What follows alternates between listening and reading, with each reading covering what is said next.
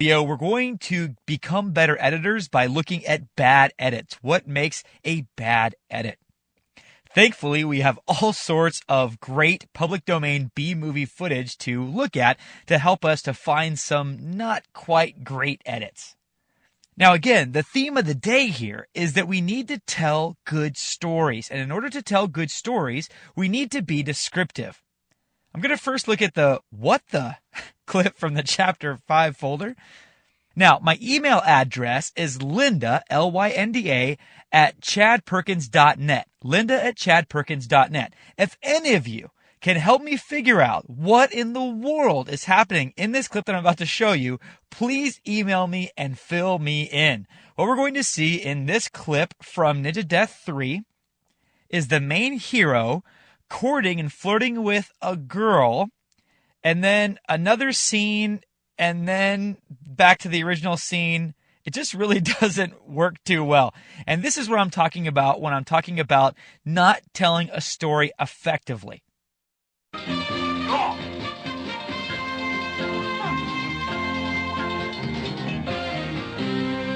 Brother, where are you going? To get tiger of a teacher. So tell me, what am I? Why do you treat me so well? So,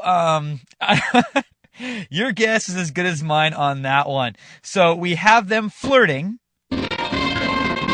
and they're not close to each other, or that close to each other, apparently. They're peeking at each other from far away, it looks like. And the music doesn't change, which would suggest that there's some continuity here, but there's not. All of a sudden, we're in a different place and time with two different characters talking about something completely different.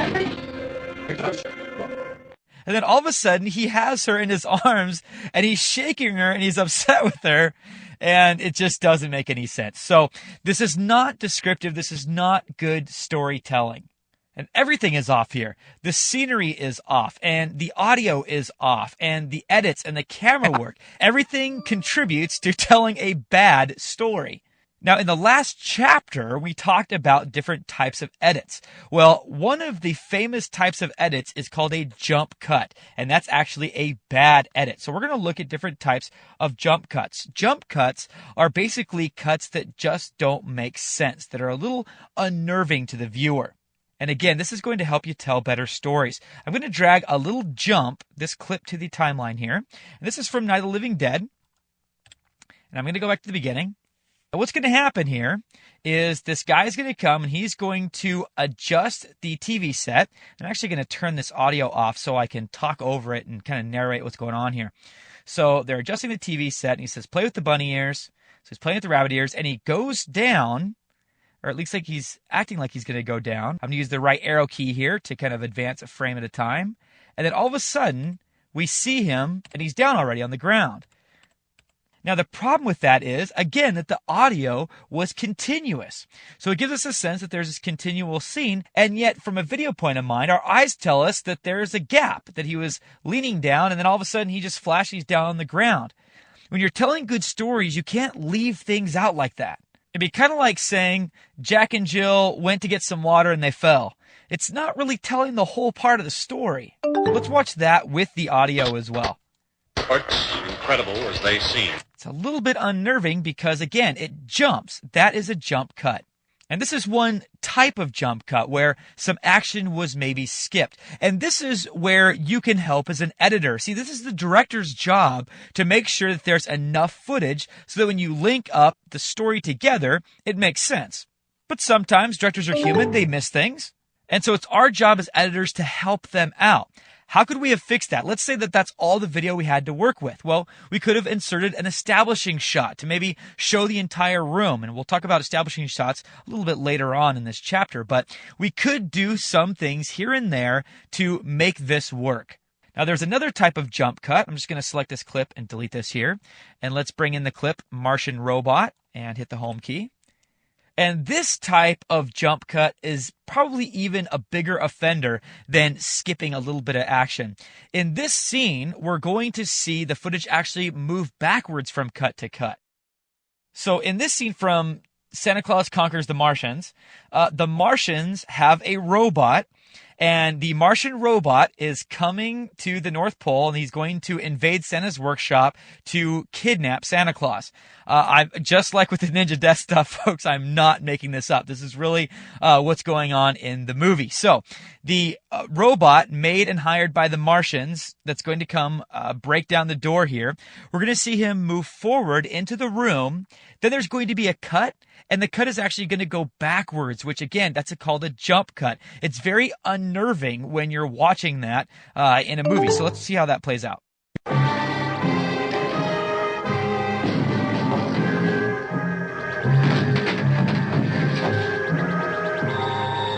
Okay, so he's coming into the room, and watch how far in he goes, and then notice when it cuts where he's at in the room.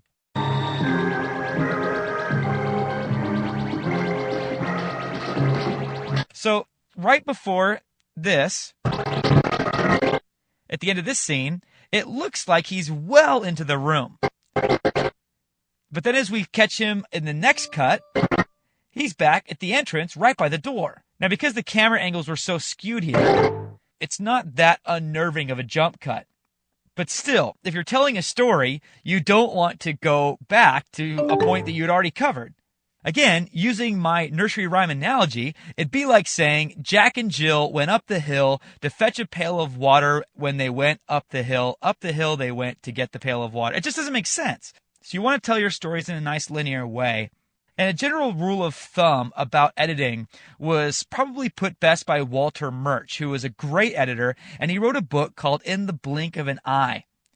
It's a pretty short book. It's about video editing. It's a real cheap book, too. But it is an amazing read. Somebody here at Linda recommended it to me, and I thought, I don't know, it doesn't sound all that interesting. But I was just glued to that book. I read every single page, absolutely amazing, read it super quick.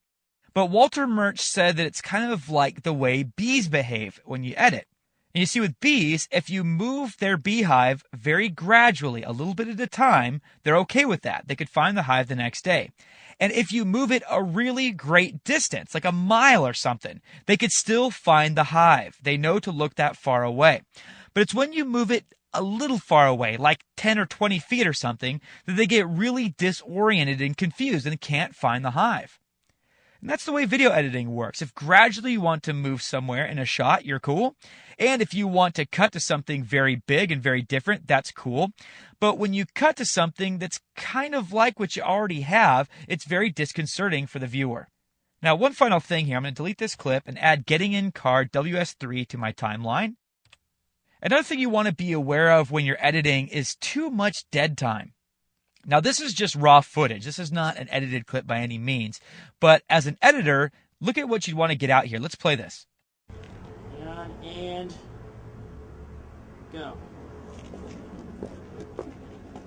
Okay, so it's about 6 seconds before the female even enters the shot, and most of this is just the car. And it gets pretty boring, especially for today's audience.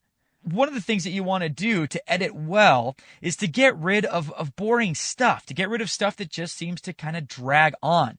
I remember watching Mystery Science Theater 3000, one of the greatest TV shows of all time, where they would feature B movies and kind of put comments over them. And there was one shot that I remember, and it was just laughable that they showed this cliff from far away, and this car drove down the cliff, and they showed the entire thing. This B movie from long ago showed the entire thing of this car driving down this hill. They didn't cut away, and I swear it was about 5 minutes of just a car driving down a hill without any cuts whatsoever. So as an editor, that's job one, to get rid of really, really boring footage like that. Now, again, this depends completely upon two things: your audience and the situation. If you're making something for the quote-unquote MTV generation, you're going to want things to move very fast because they don't have a very large attention span. If you're editing the movie version of Murder, She Wrote or Matlock, where you have an older crowd, then by all means take your time. Having slow edits is fine because older people can pay attention a little bit better. Now, I'm kind of jumping ahead of myself a little bit here because we're actually going to talk about pacing, or the speed of cuts, in the next segment. So let's go there and start talking about pacing.